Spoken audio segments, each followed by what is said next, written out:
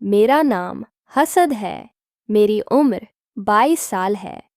ये कहानी जो मैं आपको बताने जा रहा हूँ, ये आज से 3 साल पुरानी बात है, जब मेरे चचा ने अपनी बीवी को तलाक दे दी थी। उन्हें लगता था कि उनकी बीवी मेरे वालिद के साथ मिलकर उनको धोखा दे रही हैं। इस दिन के बाद उन्होंने कभी भी हमें नहीं बुलाया और हमसे अलाका हो गए। पहले हम एक ही घर में रहते थे, लेकिन इस वाक़ये के बाद वह दबाई चले गए।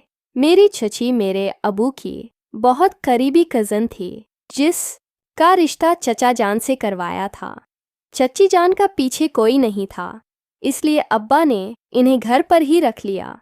मेरी उम्मी एक सरकारी डॉक्टर है। वो महीने बाद ही घर आती हैं। जब अम्मी को ये सब कुछ पता चला तो अम्मी ने कोई इतराज़ नहीं किया। अम्मी को भी पता था कि मेरी चची सलमा का पीछे कोई नहीं है, इसलिए वो भी उन्हें घर रखने पर राज़ी हो गईं। हमने घर पर एक काम करने वाली भी रखी हुई थी, लेकिन जब चची आई तो चची ने इस मुलाजमा के छोटी करवा दी और खुद उसकी जिम्मेदारी ले ली। मेरी उम्र तब 18 साल थी। मैं नया नया जवान हुआ था। जवानी मुझे तंगर करती थी। मैंने अपने आप को काफ़ी फिट रखा हुआ था। मैं रोज़ाना जिम करता था। मैं बाकायदगी से वर्जिश करता था। घर का सारा काम चच्ची ने संभाल लिया था। अबू सुबह सवेरे ऑफिस चले जाते थे और रात गए वापिस आते थे। मेरी चची के साथ पहले भी काफ़ी बिनती थी, अब और ज़्यादा गहरी दोस्ती हो गई थी। वो मुझसे अक्सर अपने दख के बारे में बात करती थी। कह देखो, तुम्हारे चचा ने मेरे साथ अच्छा नहीं क्या? आपकी किस्मत में शायद वो सब कुछ नहीं था। चची भी मुझसे कहती थी, हाँ, कभी कभी लगता तो यही है। तुम्हारी बातें मुझे बहुत अच्छी लगती हैं। दिल करता है बस तुम्हें ही सुनती रहूं। जब भी तुम्हारे पास आती हूँ तो मेरे दिल का बोझ हल्का कर देते हो। मैंने चची से कहा, आपका दिल जब भी करे मैं यही हूँ। आपकी मदद के लिए हमेशा तैयार हूँ। मैं तो स्कूल से फ्री हुआ था और कॉलेज जाने को दिल नहीं करता था। मैंने एडमिशन भी नहीं लिया था। सारा दिन घर पर पड़ा रहता था। मैं सुबह सुबह वर्जिश करने के लिए जाता था। एक दिन बहुत ज़ोरों से बारिश हो रही थी और मैं अपना जाना कैंसिल नहीं कर सकता था, इसलिए मैंने घर पर ही वर्जिश करने का इरादा किया। मैं अपने कमरे में ही वर्जिश कर रहा था कि अचानक चची मेरे लिए दूध ले आए। दूध पियो, बहुत देर से देख रही हूँ, तुम किस तक कर रहे हो? आज खैर है, आज घर पर ही। मैंने चची से कहा। वह बारिश हो रही थी, इसलिए मैंने सोचा आज घर पर ही कर लेता हूँ। चची ने कहा, बहुत खूब। फिर चची मेरे पास बैठ गई।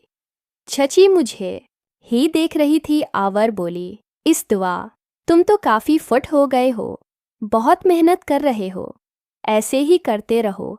मेरे चची बहुत ही खूबसूरत थी और छोटी उम्र की थी और छोटी उम्र में ही उनको तलाक हो गई थी। वो मुझसे सिर्फ 2 साल ही बड़ी थी। उनका कद मुझसे थोड़ा सा छोटा था। उनका रंग सफ़ेद गुलाबी होंठ बहुत प्यारे थे। चची ने मुझसे कहा कि सब कपड़े धोने हैं और ऊपर से बारिश हो गई है। मैंने चची से कहा, क्या आप सौबा धो लेना? तो चची कहने लगी, नहीं, सब कपड़े ही धोने वाले हैं, इसलिए मैं कपड़े धोने जा रही हूँ। तुम्हारे लिए नाश्ता बना दिया है, कुछ और चाहिए तो बताना। मैंने चची से कहा, जी ज़रूर। फिर मैं फ्रेश हुआ, खाना खाया और कुछ ज़रूरी काम किए। फिर छत पर मौसम के मज़ा लेने के लिए चला गया। चची छत पर ही कपड़े धो रही थी। जब मैं ऊपर गया तो मैं हैरान हो गया। चची पसीने में भीगी हुई थी और वो कपड़े धोकर गीली हो गई थी। चची ने मुझे देखते ही कहा, सिथ, कर लिया नाश्ता? मैंने चची से कहा, जी हाँ, मैंने कर लिया है। चची ने कहा, मेरी ज़रा थोड़ी सी मदद तो करो। ये गीले कपड़े दीवार पर डाल दो ताकि सूख जाएं। मैं चची के पास गया कपड़े उठाए और दीवार पर डाल दिए। चची इन गीले कपड़ों में ग्यामत लग रही थी और मुझे बार बार अपनी तरफ माइल कर रही थी। हमारे घर के पास एक ग्राउंड था। बच्चे वहां पर क्रिकेट खेल रहे थे। मैं उनको देखना शुरू हो गया। चची मेरे पास आई और कहने लगी, सित क्या देख रहे हो? मैंने कहा, बच्चों को देख रहा हूँ। चची कहने लगी, अच्छा मुझे भी देखने दो। चची मेरे सामने आकर खड़ी हो गई। चची का मुंह दूसरे तरफ था। चची कहने लगी, तुम काम से बचने के बहाने बना रहे हो। मुझे तो कोई बेचे नजर नहीं आ रहे। बेदमश इंसान झूठ बोलते हो। मैं चची के करीब हुआ और चची को पीछे से पकड़कर इनका मुंह ग्राउंड की तरफ किया। फिर चची ने कहा, ओ मुझे माफ़ करना, मैंने देखा ही नहीं। जब चची को महसूस हुआ कि मैं चची के साथ कहानी में आगे जानने के लिए क्या हुआ, कमेंट सेक्शन पार्ट 2 लिख दें और जानर को सब्सक्राइब कर दें। शुक्रिया।